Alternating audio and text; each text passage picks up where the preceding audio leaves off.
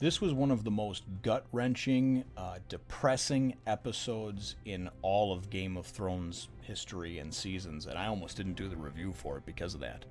Game of Thrones, Season 4, Episode 8, The Mountain and the Viper. Well, hello, my brothers and sisters and Game of Thrones enthusiasts of the Nerd Nation. I, as always, am Jim, here to bring you another review on the awesome and gruesome and just completely ass-backwards unjust tale that is Game of Thrones. Now, I want to start this off by saying that I have become much more enthralled with Game of Thrones after, in this season especially. I rewatched the first 3 seasons with my wife, my oldest son, and really started kind of diving into a lot of the mythos, the background, the histories of the families, things of that nature. And mainly because I had gotten countless messages, received countless messages, tweets, comments. Hey Jim, you really, I want to see you review Game of Thrones, you know. And I kept thinking, man, there's too much to remember, too many names, too many faces, too many places, right? And as I have gone through the season, I think that I have gotten markedly better. And going from the episode 1 review to this one, I think that I'm probably light years better. But that's just because I have that much more knowledge of it. This episode, though, it unsettled me and messed with my stomach and my head so bad. I didn't sleep well last night, even though I'm fully aware and conscious that it's a fictional tale and that it isn't real, you know. But that's how much it bothered me. That's how much it ate away at me. And then I actually contemplated not even bothering to do a review for this one because I thought, you know what? My opinion, I'm not going to give a fair shake to this because I'm so irritated about how the events played out. But luckily, though, a cooler head has prevailed over here. I have, been able to kind of calm down and start to look at it objectively and look at the big picture of things and hopefully, wind up coming through and wind up putting out a good review for you, brothers and sisters. So without further ado, we'll get right into it over here. And certainly after the 2-week break that they gave us in hiatus building up to this one, it was that much more impactful, I believe. And that's just my personal opinion, my 2 cents on that, which are probably only worth about a penny. But everything opens up over here, and we wind up actually seeing Molestown. And if you remember Molestown, I'm assuming that it's very close to where Castle Black is in the Wall, because this is where Samwell wound up taking Gilly a few episodes ago, and he wound up, to keep her safe from his rapist and murdering brothers of the Night's Watch, he brought her to a brothel. And she's not banging people for money. She's just kind of like hanging out and like cleaning up and watching the other girls' kids, the other prostitutes or whatever that are there. And as things open up in Molestown, we see Gilly taking some shit from this other just prostitute, horror-looking person. And honestly, she looks like she's probably got like syphilis, like the clap, gonorrhea. She's probably got the trifecta going on there in STDs. Just looks like a dirty human. Like I wouldn't fuck her with a stolen dick. Let's put it that way. So anyway, she's giving Gilly some shit because the baby kept her up last night or whatever the case was. And as this is all happening, Gilly winds up going. Remember, she's a wildling, right? So, well, I mean, technically, she was, part of one of Castor's daughters / wives, whatever. But so she knows how they think and how they act, and she winds up hearing what sounds like an owl call to the other woman. And it turns out that it's the wildlings. They've come to attack Molestown and pretty much, just thrash and rape and murder and kill and rip people apart like they do. Now, we already saw this a few episodes ago when they did it, and honestly, it was a gruesome, brutal scene, and I didn't particularly like the scene just because it seemed to be overly grotesque and brutal just to be overly grotesque and brutal. But this one went much quicker, and really what wound up happening in the end is that as you see the wildlings, of course, Ygritte is part of it too, Ygritte, Jon Snow's former, sexy sort of part-time companion, fuck buddy, whatever you want to call her. But she's there, and she winds up going and taking out the nasty prostitute. But in an act of kindness, she winds up hearing the baby as she's kind of going through and searching this area for other people that may be alive, and she opens up the little curtain there, and as there's blood dripping down from the floorboards above, she sees Gilly and, of course, her baby, and she kind of goes, thinks about it for a second, and then she goes, shh, keep quiet, like, I'm going to let you go on this one. So we see that Ygritte still has a heart. which I think is nice because after she went and shot Jon Snow 3 times after, hell hath no fury like a woman scorned, right? And she was not happy with Jon Snow. And even in the last wildling attack, she was certainly getting involved. It wasn't like she was trying to spare anybody's lives. She was killing, if not more than everybody else, right?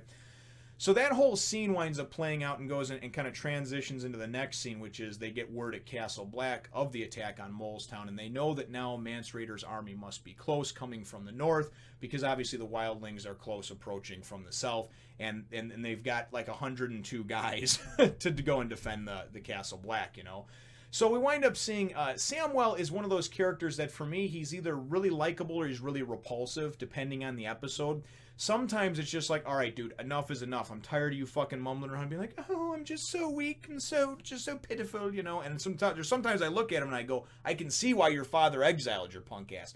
And then there's other times, and it's probably the majority of the time, that I actually do feel for him because he is a good, caring person, right? And he's very smart, too. Let's not forget that. But he's just kind of that ultimate, like, pussy character that you gotta feel bad for, but sometimes I think they overdo it. In this particular scene, I feel they overdid it. He's sitting there and he's just, oh, and I sentenced her to die. I brought her there. I told her it would be safe. Me, wine, right? And it's one of the other guys from the Night's Watch that winds up, it's a couple of them that actually bring up, they're like, listen, she survived Craster, okay, being north of the wall, right? And then, of course, growing up in Craster with his just beating and raping or whatever else he did there for fun and for pleasure. And she was able to go and survive after the whole shit went down over there and then get away and everything else. So, she's been through a lot. She made it to Castle Black. So they're basically saying, listen, there's a chance she got out. There's a chance she survived, So Sam winds up agreeing, yes, there is a chance. The bottom line is that we know this is the setup for what's going to happen in the next episode and possibly trickle into even the season finale, which is the huge battle that's going to be at Castle Black. Now, I'm hoping, beyond hope, because we haven't seen him in a couple episodes, that my call is that Stannis and Ser Davros and his money and his ships that he got coming out from Braavos, and because remember, he was very interested in what was going on over there at the Wall when he got word at the end of last season. And I think that's where he's heading, because he realizes that there's going to be no kingdom and no claim to a throne if the wildlings and the White Walkers and Mance Rayder and the giants and everything like that get through the wall, right? So that's really kind of where that whole scene goes for me. The next scene goes and plays out, though, and we go to Meereen, right, across the narrow sea to Essos, to Meereen. And we wind up seeing Missandre, her name is, and that's the kind of like interpreter, right-hand woman, former slave of Daenerys, right? And actually very, very beautiful woman too, and even more so because you wind up seeing her naked in this particular one. And I don't mean to say she's only beautiful because she's naked. Don't get me wrong. I'm not a complete pig like that. She's always worn a flowing, baggier type of robe, so I had no idea what was going on underneath the hood, if you know what I'm saying, right? She always had a very pretty face, though. Anyways, we wind up seeing this scene get played out between her and Grey Worm. And if you remember a couple episodes ago, they kind of had this little moment where she was teaching him some English or whatever you want to call it, Westerosi. And it was kind of touching, but at the same time, it was kind of weird and creepy. And for me, it was weird and creepy because he's supposed to be this unstoppable killing machine that every ounce of humanity that he had, every shred of dignity and humanity that he had before becoming Unsullied is all gone. And he's supposed to be, again, this unstoppable killing force that has no fear, that does not fear death or anything. He'll fall on his sword if you tell him to. So to see this sort of romance budding between him and this Missandre is kind of weird, especially because we presume that being castrated, he got the ding-a-ling and the balls, the twig and the berries got cut off. I don't know, though, and they question that in this episode. The bottom line is he's over there bathing on one area with some of the other Unsullied guys, and they're having a little ass-slapping fest or whatever they do, and he sees a couple 100 feet away Missandre bathing, right? And absolutely beautiful, gorgeous woman, and again, the body on top of it, just absolutely gorgeous. But he sees her butt naked. And we're not going to see Daenerys naked, obviously, because of her no nudity clause that Emily Clark, I guess, has now this season and from seasons moving forward. Now that she's got a little fame under her belt, she's not going to show her breasts or her ass anymore. But anyway, the scene winds up playing out, and then we get a talk between Daenerys and Missandre. And Daenerys was doing her hair, so that was awfully nice of her, considering she's the queen there. But that's Daenerys, though. Daenerys doesn't... She's the queen, but at the same time, she can still be a down-to-earth kind of cool chick that can sit down and have a drink with you. That's how I look at her, right? And that's why I like her and respect her. She's still young and naive in a lot of ways, but she's also learning, right? So anyway, they have this conversation. That's where they have the conversation about, do they take the twig and the berries? I think she says the stones and the pillar or what, And then after we wind up having this little talk and what have you, Missandei winds up going and talking with Grey Worm a little bit, and they have this little moment. They share this moment in the throne room where they're actually talking, and he approaches her up on the steps, and he basically says he's really he's grateful for her teaching him these things, and obviously teaching him Westerosi, and he's learned some words from Sir Jorah as well. He winds up explaining. And really the touching part of it for me was that she says, she asks him about, and she basically says she's sorry for what happened, that he was cut, that he's this Unsullied. And he says he's got like no regrets. He's a guy who doesn't look in the past. And what I like about him is that he says the events that happened to me in my life led up to where I'm at now, and serving Daenerys and meeting you and all these other things. And it's really kind of touching because in his own way, he's trying to be like prophetic or poetic or romantic, because he's saying, listen, the cycle of events that have happened, although maybe saddening to some, have shaped me into the person that I am today and put me on the path to meet you and to become part of your life. And to me, that is more important than just simply being, that my life would have been different if I wasn't cut and I wasn't, sold into slavery or born into slavery and then become unsullied and everything else. So a very cool scene, but again, the whole like sort of budding romance between them is a little bit creepy to me, just because I don't really know, I don't quite understand it right now. I think for him it's more of an admiration or an adoration as opposed to like a sexual thing. But honestly, if you've seen her butt naked, I bet you it'd make some women want to go to the other side. She's very, very nice, very attractive woman.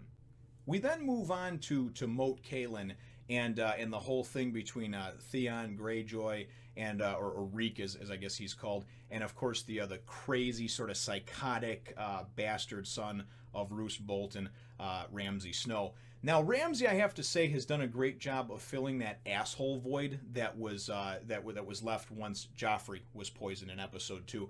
A lot of people were so happy and clapping, and I was one of them, that he did die. But at the same time, I felt like there was going to be a void because he was such just a great, hateable character. You know what I mean? You wanted to strangle him, And Jack Gleeson did such a phenomenal job as him. This Ramsay Snow is not quite up to the same level of craziness, I think, as far as Joffrey, because Joffrey had all that power at his command. But he's definitely psychotic and outside of his mind. I love it. He mentally and physically broke Theon so badly that he truly believes that he's this Reek person now, right? So he's got him going into Moat Cailin with basically terms of surrender, more or less, but he's got him acting as if he's Theon Greyjoy, but he still knows in the back of his mind he's Reek. And the scene is actually really like just pathetic the way it's played out. It was done well, but what I'm saying is you look at Theon and you think, my God, this guy is just so pathetic. I wish somebody would just end him, just end his misery, right? He truly is. I mean, he goes and he's trying to deliver the terms to his people, technically, talking about how he's the prince of and this and that of the Iron Islands. And the guy who he's delivering the terms to is just like, because the terms are basically like, listen, you're sick, you're losing anyway. Instead of going and trying to, have us lay siege to you over here, Roose Bolton and his men, for a battle you're going to lose anyway, withdraw now, and we'll basically give you safe passage to get to the shore and to get back to the Iron Islands, right? This guy doesn't want to retreat, but the dude behind him goes and just takes him out, and he's like, listen, are they really going to let us go if we go? Because they realize that, they're fighting this war for somebody that's their lord or their king or whatever this guy wants to say he is. But at the end of the day, Balon Greyjoy is a piece of shit that already went and tried to rebel and revolt and lost one time, right? So there's no reason as his people to go and think that, hey, listen, we're going to be able to hold this. And a lot of people, they're realists, you know what I mean? They're thinking, okay, well, listen, even though surrender is not what we want to do, at the same time, man, I don't want to sit here and slowly die out, So what winds up happening is obviously, Theon, you can tell he's just this broken man. And the guy before that, the first guy winds up getting killed by the guy who just wants to go home back to the Iron Islands. He winds up saying, he goes, only a whipped dog would speak like that. And I really liked that line because, he understood that, listen, you're just broken. That's all it was. You've been broken and tortured, and now you truly believe that retreating is the best thing to do. So anyway, we wind up seeing, though, as the scene transitions into the next thing, all of a sudden you see all these people just like they were flayed and they were just murdered and killed and just tortured, obviously. And Ramsay's like, you didn't think I was actually going to keep my word, do you? And he's like, this is war, you know? We have to make an example of them and let them know that even though we told them they'd have safe passage and we could retreat, we have to, you know, nobody's going to know about that anyway. They're just going to think we took Moat Cailin. I'm going to look good to my daddy. But bottom line is, this is war. We have to strike fear into people. And some people fight like that. That's how some people believe in winning the war, or winning a war that they're in. To strike fear into the hearts of the people that you're fighting, by going and doing brutal and just completely inhumane things to them. And that's why they would put people's heads up on pikes and stuff like that, to warn those that might try to go and attack this town, this village, this castle, this keep, that we're not to be trifled with. And guess what? You may win, but if you don't, your head's going to be up there on that pike. So for me, I didn't agree with it, but I understand it. You know what I mean? So anyway, then there's a really nice scene that I thought between Roose Bolton, where he goes and they walk a beautiful backdrop that you see mountains and whatnot. And we find out, too, I'm not a book reader, so I don't know how big everything is and what have you. I mean, I look on the map, but you can only just kind of guess from that. We find out as Roose Bolton tells Ramsay Snow, because he says, what do you see? And he explains that you see the north, 700 miles this way, 300 miles this way, 400 miles this way. And he says the north itself is bigger than all other 6, countries, I guess you would call it, of Westeros combined, kingdoms, whatever. And kingdoms, countries, areas, states, whatever. So I kind of looked at it as, and for my Canadian viewers out there, I apologize for this, but I looked at it as like the north is like Canada. Canada has much more space than the U.S. does, but as you get further and further north, it becomes more desolate, and people just don't want to live there. A lot of it is uninhabited and just wild, and there's a reason for it, because the weather is shit year-round, so that's kind of what the north is. But anyway, the whole point of this, and the reason that the scene was fairly touching, is even though Ramsay is a psychopath, all he really wants at the end of the day is to not be referred to as Ramsay Snow. He doesn't want to be a bastard. We saw that a few episodes ago when he went and he said, no, that's what the Boltons do. The flayed man is on our banners. And he's like, my banners. That's what Roose told him, You're a Snow. You're a bastard. And however Roose did it, he winds up having this scroll where he declares him as his legitimate son, I guess. I guess you can do that shit in Westeros. Maybe now that he's going to be Warden of the North or whatever. Maybe he just made some shit up and forged it. I don't know. But the bottom line is that Ramsay Snow is now forevermore going to be known as Ramsay Bolton, and he's now cemented and solidified his place, obviously as part of the North and as Roose Bolton's son and heir apparent, And then they also wind up asking if there's been any word from Locke. We obviously know what happened to Locke up north and that he's dead, but basically it's just to kind of get a check-in on like, hey, did you take care of the Stark kids? And Roose winds up saying, you know what, nobody even cares about a cripple and a small child anyway, referring to Bran and Rickon. So now the next scene for me played out as probably one of the best shot, best done scenes of the series, definitely the season, if not the series. And that's just my personal opinion. Opinions may vary, everybody's got them, and that is what it is.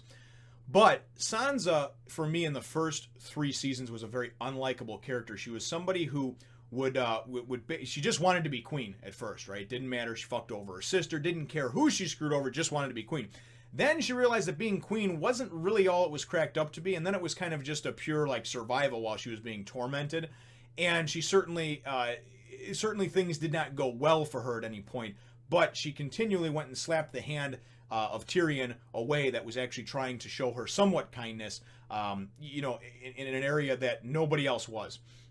Nonetheless, though, Sansa, for me, again, up until this season, has been a very unlikable background character that I felt her motivations to be queen were ultimately her downfall, right? And in this particular scene, as she, first of all, Peter Baelish is being questioned by some of the other heads of some of the prominent families, I believe, in obviously the Vale, right? Because what they're doing is they're playing it off like Lysa Arryn's death was actually a suicide, right? Like she jumped out the moon door. And they're questioning, rightfully so. Peter Baelish all of a sudden appears. They all of a sudden get married. And next thing you know, she's done for. She's gone, right? So what they wind up doing is they actually go and bring in Sansa, who still nobody knows is Sansa. They think that it's just that he's her uncle, right? So she comes in, and as the preview played out, they played it out like she was going to tell the truth and roll over on Peter Baelish, but she didn't. And I knew that wasn't going to happen because it was too obvious that wasn't going to when you saw the damn trailers. But she comes in, And she starts going and putting on an Academy Award winning performance, and she starts playing these people like a harp, man. Like a fucking harp. She comes in and she says, first of all, she goes and discredits Baelish in the sense that she says, no, you know what? I've been lying this whole time. And they're like, we knew it, right? She goes and she says, I am Sansa Stark, right? And then she goes on to go and do this big tear-jerking fest about what's happened to her and how she was being held as a prisoner in King's Landing, and she was tormented and beaten and raped and forced to eat old lemon cakes and didn't have anybody to change her chamber pot in 2 or 3 hours, you know? Anyway, all the bullshit that she spewed out was just wonderful, because a lot of it was true, don't get me wrong. She was not treated well at all in King's Landing. And then they made me marry the imp, she says, right? And she says, and Peter was the only one. He was my only friend. My only friend. And she's just putting on a clinic, right? Even Baelish, who's the master of lies and deception and weaving all this shit together like he has, even Baelish was impressed, right?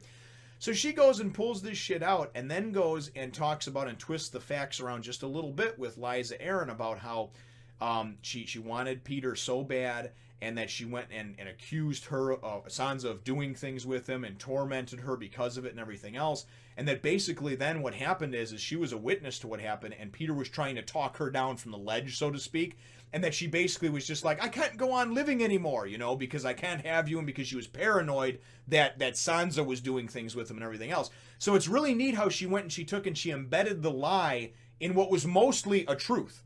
Most of it was true. She just switched around a couple of the important key facts and said things in the right manner to make that lie into a believable truth, right? And as we know from this show, the best woven lies are ones that are rooted mostly in truth, right? Primarily in truth. But I mean, absolutely put on a clinic. These people were like just and they're one of the women companies like hugging her, and it's okay, darling. And then she goes and she looks and lets Peter and the audience know that, like, yeah, I just played them like a fucking fiddle, you know? Absolutely wonderful. The scene was done so well. We wind up seeing then too that Robin Arryn is going to go, and now that he doesn't have a teat to suck on anymore, he's going to go and kind of be sent out into the world a little bit to kind of tour the Vale, probably come to an untimely death, which will wind up leaving Peter in charge, I'm guessing, or maybe Peter's just doing it so he can make some adjustments and things like that on the fly while he's out and about. I'm not really sure. I just know that he was pretty hyped up on getting getting him out of there, right? So, excuse me. And that little kid's a weirdo anyway. That Robin Arryn, I think he actually like has a mental problem. But so Sansa goes, and what was great about this is there was a scene then after that where he comes into her room. Peter comes into her room. And the whole time since he took her from King's Landing, all she was asking is, why'd you do this? Why'd you do this? Why'd you do this? In this scene, she goes and says, because he says, why did you do that, right? He's asking her now. And she says, well, think about it. If I told the truth, right, and they're obviously put you to death, what would they do to me, right?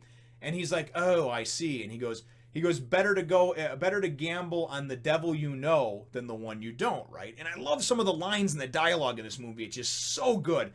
Because that's so true, right? She knows Peter is a scumbag and that he's a backstabbing, vicious piece of shit that really only wants to just have the throne. Even if he sits on the throne and the whole world is burnt down around him, he just wants to be that leader, right? That he wants to have that power, that throne, right? She knows that. She also knows from him kissing her and from the things that he said that he absolutely adores her because she reminds him of his one and only true love, Catelyn Stark, who we know is dead. So she is so smart in this because now instead of playing the game, the righteous, the loyal, I gotta have my honor because that's what Daddy taught me, and Daddy got his head cut off for having his honor because this is clearly not a show or a book series that's about being justified or about doing the right thing. We know that. You do the right thing, and most of the time you end up fucking dead, right? So Sansa is very smart in the sense that now she's doing things, she's playing the game for herself, right? She knows damn well that if she goes and allies herself with Peter Baelish, that who knows, maybe she'll eventually get the shot to be the queen that she wants to be, because he wants the throne, right? She knows that he wants to get in her pants, right? Let's play the game. Maybe in this whole messed up thing, she can wind up getting some type of vengeance upon those that hurt her and her family, and the Lannisters, right? So I really like how and I don't know if any of that's ever going to come to pass, that's just speculation on my part. I, however, feel that she's now finally got to a turning point where she's playing the game, right? And she knows what she's doing. And that's kind of a theme with the Stark Girls period, because Arya is also learning from the Hound that it's a cruel world and there's some things that you have to do that may not be what you were taught to do. They may not be the honorable thing, but it's what you have to do, right? And that segues into the next scene, because as the end of this scene plays out, we wind up seeing, we presume later on that day, maybe the next day, Sansa goes, and it looks like she's dyed her hair. It looks like black or brown or what have you. So she's obviously still keeping undercover, because you can't, she's an enemy of the throne, right, of the crown, because she's wanted for the murder of King Joffrey, or conspirating with Tyrion, whatever, right? So she's still got to keep low, but she comes down and she's got this beautiful dress on, and she looks very, very attractive. And it comes down and just kind of has like this smile, like this devilish grin. And I think it's like, hey, you want me to be my mom? I'll be. Yeah, that's cool. That's cool. You can show me your little finger now. Anyways, so that as that scene ends, we wind up getting a brief scene between Arya and the Hound as they actually approach the Eerie, right? And as they approach it, they're talking, and Arya's pissed off because Joffrey has been killed, and it wasn't her that got to kill him, and she didn't get to see the look on his face and everything else. So the Hound winds up explaining that, yeah, there is no substitute for that look on somebody's face that you hate seeing them die, and this and that. And they have some more of their sort of friendly banter back and forth, right? As they get to the gates of the Eerie to announce themselves, before the long walk down there, down the twisting, winding, dangerous path to get to that fortress, they say, well, announce yourselves. And he says, Sandor Clegane, the Hound, with my traveling companion, Arya Stark, right? Here to see her aunt Liza Arryn, And obviously he wants to ransom her and get his money and get the fuck out of Dodge. She, would like to have a joyful reunion with a family member. She doesn't even know that her sister's there, because nobody knows that, right? And what do these guys tell her? Well, we're sorry, but Lady Arryn died a few days ago. She took her life, or she committed suicide, whatever they wind up saying to her, right? And Arya goes and just like cracks this smile and just literally just starts busting out, laughing out loud, right? And at first I was like, this is kind of silly, because it's like a goofy little girl silly giggle. But you think about what's happened to this girl since she wound up seeing her father beheaded. Well, she technically didn't see it, but she knows what happened, right? She winds up going and kind of trying to sneak out and get smuggled out of the city. She winds up getting attacked. They get attacked and captured and brought into slavery. And she winds up going and obviously going to Harrenhal, right? And then winds up becoming the cupbearer for Tywin Lannister, one of the people that she hates and wants to kill, and has to kind of keep up this guise the whole time, right? And dodge and duck and, stay out of the way. And then after that, all the series of events that have happened to her, then wind up all this stuff that happened with the Brotherhood, and then the Hound, right? And then the Hound goes and takes her on this journey as her captor all the way to see, at the site of the Red Wedding, right? To go and see, only to get right there, to almost get reunited with her mother and her brother Rob, right? And then to go and to get hit in the head by him, by the Hound, and pulled out of there because he sees that everything's going to hell and everybody's getting massacred. She was right there, so close, And then the events that they've had that have unfolded during the course of this season to get to the Vale, to the Eerie, to see her Aunt Liza, right? Her sister's within grasp, within arm's reach, but she doesn't know it. And Sansa has no idea that she's right out there either. And they never got along very well as siblings. But for God's sakes, man, George Martin, please, can you ever give us a win, man? Anyway, she busts out into this hysterical laughter, and that's how the scene winds up ending. And honestly, it's like you got to feel for the girl.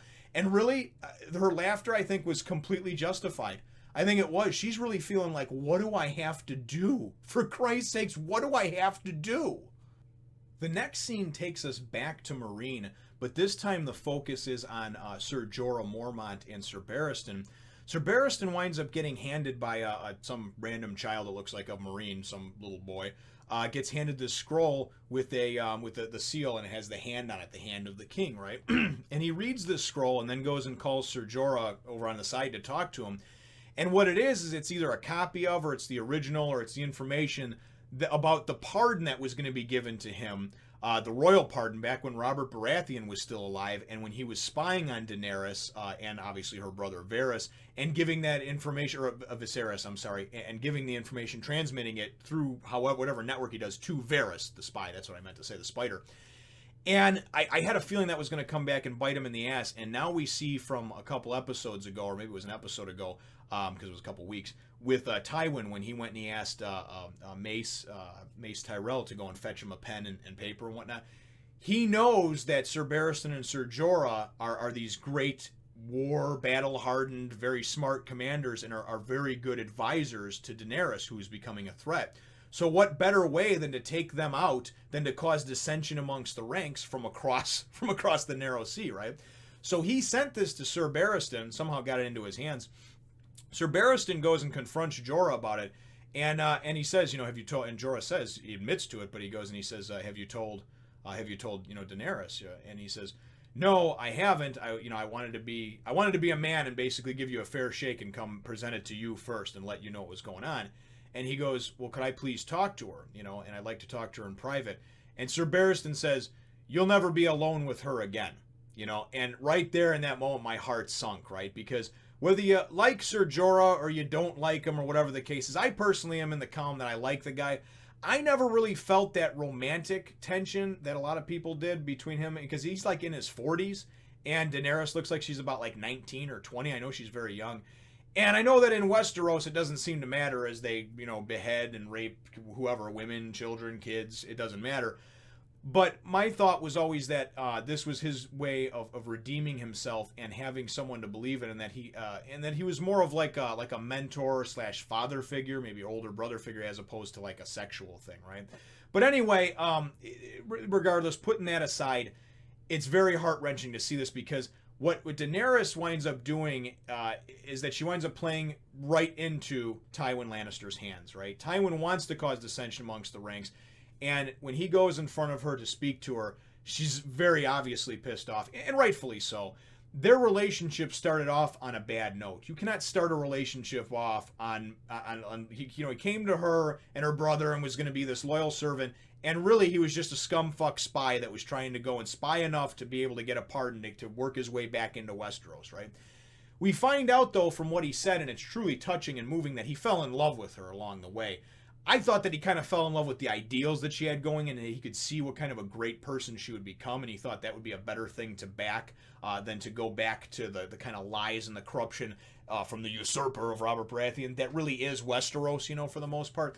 That's how I felt. But we can tell, because he even says at one point, he says, I loved you, or I love you, Khaleesi. She's cold as ice with him, and she tells him basically, get the fuck out of Dodge. You cannot be trusted. And he tries to go and approach her, and she says, don't presume to ever touch me again. Don't come near me. You're gone. You're done. You have until morning to get out of Meereen, and if you're not, I'll have your head thrown into the freaking, into the bay, into the Slaver's Bay, right? So it was a very gut-wrenching, heart-wrenching, sudden turn of events for me, because to tell you the truth, I felt like in the back of my mind that was going to come back to bite him in the ass, but then I was like, nah, you know what? Maybe not. Who knows? Maybe she'll be forgiving. She knows that he was a slave, or she knows that he was this. She knows that he did all these things in his past, and maybe he'll be able to explain it and say, listen, I was doing what I had to do at the time, but then I wound up, believing in the cause or loving you or whatever, right? And it's just gut-wrenching, because you wind up seeing this, this scene after everything's played out, and you can tell it bothers and affects her too, as stoic and queen-like as she's trying to act. But Sir Jorah, you feel for the guy, and he winds up going, and then of course you see him just kind of walking across the desert, and again, just very, very dismal and bleak. The next scene that segues into the final scene is in King's Landing, and honestly, we were, this being hyped up as the Mountain versus the Viper episode, really, you were starting to get nervous, because there was only like 10 or 15 minutes left in the actual, episode. And nothing had even been seen. No build-up, nothing. And I honestly think that was a mistake. I think the fight itself was fine. It portrayed out in the perfect amount of time and everything else, and was done very well. I think that leading up to it, though, there should have been a little bit more to build that anticipation, right? But anyway, all gripes aside about that, we wind up getting a very nice scene between Tyrion and Jaime, and Tyrion's in his jail cell. And it's right before he's going to be called, and the anticipation is killing him, And Jaime has brought him some wine, and this conversation plays out like it may be Tyrion's last time to hang with his brother and have a drink, and it very well may be. And they wind up sitting down and just kind of talking with each other amongst having drinks. And Tyrion, of course, is scared shitless, and he's just like, "Do you think Oberyn's even got a chance? He couldn't have got the name the Red Viper for nothing, right? He's got to be good at fighting." And Jaime's like, I don't know, I've never seen him fight, you know? And everybody knows how much of just a brutal, just killing machine the Mountain is, right? So then they went into what I thought was kind of a metaphor for a lot of different things. He went into this story about this cousin they had that was basically had been dropped on his head type of thing, or fell down or whatever, and was more or less like mentally retarded. And all he did all day long was go outside and smash these beetles, right? And that's what he did. That was like his life's thing. And the story plays out, and it sounds almost like Tyrion was obsessed with finding out why his cousin smashed these beetles. But in my mind, it was really just a metaphor for the way Tywin just sort of crushes everybody that is in his way, or that's in the way of his legacy, all the family bullshit, always hating on and really trying to do away with him, and really just his whole crime of being an imp, right? And then it also kind of got me as that like it was a metaphor for the Mountain. The Mountain just basically is a killing machine. He just crushes things. We don't know why he's like that. He just does that. And we know from the story from the Hound that he's a piece of shit even to his family members, right? As he, physically disfigured, horribly disfigured his brother for bullshit reason when they were younger. Anyways, metaphors aside and everything else, the whole story was very touching, and it kind of gave you some insight into Tyrion and just his whole mental makeup during this and everything else. And again, like I said, it plays out very much like, hey man, I'm just scared and I just need somebody to talk to, and this may be our last chance to do so, So him and Jaime, again, it was a very, very cool scene, and really Tyrion as well as Jaime are two of my favorite characters personally in the series, as well as I believe my wife as well. My son likes a couple of different characters, but we'll get to that later. So the last scene of the episode winds up, coming up, and they have this, everybody's gathered, and Maester Pycelle comes out, and he's starting to go and give this long speech about under the sight of the seven gods and this and that, and then Tywin kind of goes and just like signals for the horn blower to blow his horn so this idiot will get up, move on, and we can get on with this fight. And we see, Oberyn he's overconfident. He's completely confident. He's like, I'm not going to lose. I'm not going to die. I mean, even his wife, Arya, is like, don't die on me today. He's like, no, not today, and he's just got this smug smirk, this cold, calculated, like, I'm in charge of my own destiny. I'm going to take this big fucker down, right? And so many people, myself included, thought that the obvious thing to have happen was this great character portrayed by Pedro Pascal of Prince Oberyn, introduced this season and has become a fan favorite. I know a personal favorite of mine as well as my wife's. Every time he's on the screen, he just steals the scene. Absolutely wonderful job. He is Prince Oberyn Martell to me. And and I thought, okay, well, as unjust and unfair as this series can sometimes be, he's going to somehow prevail over the Mountain and kill the Mountain, because we're not going to have Tyrion die, right? And Oberyn's this new character and everything else, So as they get into the battle, and we see the Mountain, just this giant hulking behemoth with his armor on and everything else, multiple layers of it, leather over chain mail, over, actual armor plating. Oberyn has this light armor on. He chooses to wear no helmet. He winds up using what essentially looks like a spear or a pike. Looks like a 7 or 8 foot, just, wooden spear with obviously with a metal tip on it. And the one caveat that I hope we can take away from this is I really hope that his whole master of knowing a lot about poisons and everything like that, I hope plays into things down the road. But the fight, though, played out and was done masterfully. Okay, it was absolutely wonderful. He started out, and the whole thing was basically about, he knew he could kill the Mountain at any time, but it wasn't about that. It was about getting the Mountain to confess that he had raped and killed his sister, and that also he had killed, her children, and that he was ordered by Tywin Lannister to do it. And that's really what he wanted from him. That's his thing of it. It would be too easy just to kill the Mountain. It would be too easy even just to kill Tywin. He wants the revenge, but he also wants that justice in knowing that he has that closure, right?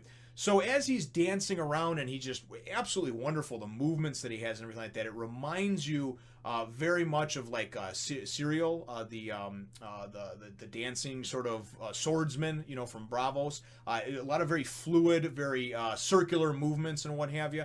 And also reminds me of a couple of different martial arts as well, but I won't get too heavily into that, or this review will be longer than the damn episode. It's already probably getting close to there. So anyway, as everything plays out in the battle and it goes back and forth a little bit, you can see that he's just trying to lure the Mountain in, old Sir Gregor Clegane, And he does a great job of it. You know, he winds up he flips his helmet, gets his helmet off of him, really kind of pisses him off, gets him with a nice slash, you know.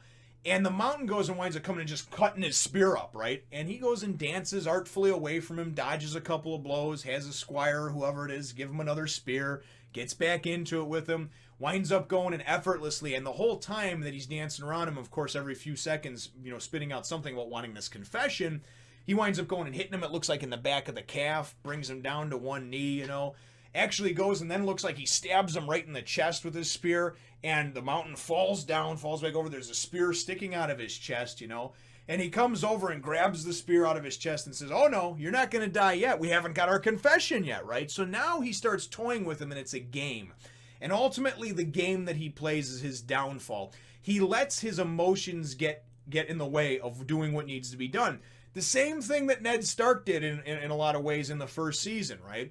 And that was something that honestly I saw it, and I didn't see it like live when it was happening, when the episodes were coming out, because I didn't get on board of Game of Thrones until season 2 had just finished. My wife and I watched the first 2 seasons on HBO On Demand, and then we watched season 3 all throughout each week, each Sunday, and then now season 4, the same thing. I'm so much more emotionally tied, though, and which I said at the beginning of this review, for those of you that have stayed this long, I'm so much more emotionally invested and tied into this now, though, that things bother me on a completely cellular level, it seems like, you know, because as this goes and plays out and whatnot, and you just know that he's taken too long toying with him and killing and going to kill him, so, and the Mountain's just laying there sprawled out, arms out, legs out, right, and he's just this huge beast of a man, probably 7.5 feet tall. God only knows, you know, I don't know what he was spawned from, but you know, it's like he lived next to a power plant or a nuclear power plant or something, man. And his mom was, you know, must have fucked Superman. I have no idea. This dude's huge, right? So, yeah, you could paint him green and he could be the Hulk. But so, and then the most gut wrenching moment of it. And honestly, I think a lot of people probably had to turn away. But you know, I wound up watching the whole thing like an idiot. And this is probably the most visually disturbing scene, and that's saying a lot for Game of Thrones, but that I've ever probably seen in any movie or any TV show ever. He winds up, as Oberyn walks by him, he goes and he's able to trip his legs out for him and get Oberyn to fall. He's able to quickly go and use that to his advantage and use whatever last burst of strength he has to get on top of him, right? And then he goes and it looks like he punches his teeth out. He's got his gauntlets and his bracers on. One hit takes his teeth out. And then he goes, and now the Mountain won't shut up. He grabs the side of Oberyn's head and his thumbs and starts pushing his fucking eyes back into his socket. And the whole time he starts going and giving his confession, you know, and he's like, "Yeah, I killed her. I raped her and then I killed her just like this." And as he does it and goes and puts the pressure down on it, and I mean the scream that comes out of Oberyn's mouth as well as Arya, it's absolutely heart-wrenching, gut-wrenching. And then you go and they take the camera away for a second and bring it back, and his brains and head and everything is just exploded and crushed in by this big frickin' meathead of a machine monster, whatever you want to call it, this Mountain. And then the Mountain goes and falls over onto him, but obviously he falls over onto his back, and we don't know if he's dead or not. Don't even really give two shits. And the episode winds up ending shortly after that. Everybody's sitting there in dismay and horror. And it was amazing because you saw Tywin and Cersei start to get really uncomfortable, and you start to, as the Mountain was losing, right, during the course of this fight. And then you saw a point where there was a glimmer of hope in Tyrion's eye, and Jaime looked like he was actually smiling at one point. It all winds up turning to ash in your mouth, though, because Oberyn, who is a great character and should not be dead, is dead. He kind of got his justice because he got a confession, and I'm presuming that the Mountain is either mortally wounded or maybe he did have poison on that spear and the fucker will wind up dying a slow, horrible death. Anyway, I don't know. But then at the end, you get that satisfying just sort of grin look from Lena Headey, who plays Cersei. And I've met her before, actually, the actress. She's a wonderful woman, but she plays such a just despicable, hateful, spiteful bitch. And that face that she makes, man, I just wanted to group through the TV and just wring her frickin' neck, you know? And man, my heart just sank, though. It sank for Tyrion, it sank for everything, because then Tywin goes and announces that the Mountain obviously is the winner, and that Tyrion's punishment, because he was found guilty of regicide, or basically when you do the trial by combat, you know, if you win, you get off scot-free. If you lose, whatever charges you were accused of, I guess, just become the charges set in stone. And it doesn't matter anyway, because Shay's testimony wound up sealing the deal for him. But he's sentenced to death by beheading. And that's how the episode ends off, man. And I tell you, it was one of the most emotionally disturbing, gut-wrenching things that I have ever seen. Not just because of the physical brutality of it, but just because I kept thinking in my mind, man, George Martin, can you give us a win here? I get it, okay? I get it that it's an unjust world, but can you stop beating me over the fucking head with it? Occasionally you can go and you can do something and let justice prevail or let goodness prevail. And then you can have a little variety amongst things instead of introducing all these characters, some you like, some you don't, and then just randomly killing off anyone that you fucking feel like at any particular time for whatever purpose. The only silver lining that I can take from this is that I truly, truly hope that this winds up having severe repercussions in the already sort of shaky existence that Dorne and the Martells have with King's Landing and obviously the Lannisters. I'm only hoping that this winds up sparking some sort of conflict or war like Ned Stark's beheading did with Robb Stark, obviously, then going and trying to take over everything and what have you. So that's the only silver lining and caveat that I can get from this because at the end of the day, I really do. I have to say to Pedro Pascal, man, what a wonderful choice. What a wonderful actor. What a great job casting. And this is a guy who I never even really heard of him before.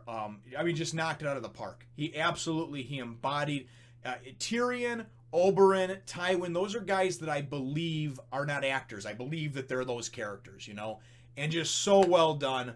So well done. We'll give a slow clap and a rest in peace to Prince Oberyn. And just an absolutely gut-wrenching episode. Probably the best of the series so far. Arguably the best and the worst, I guess, depending on how you look at it.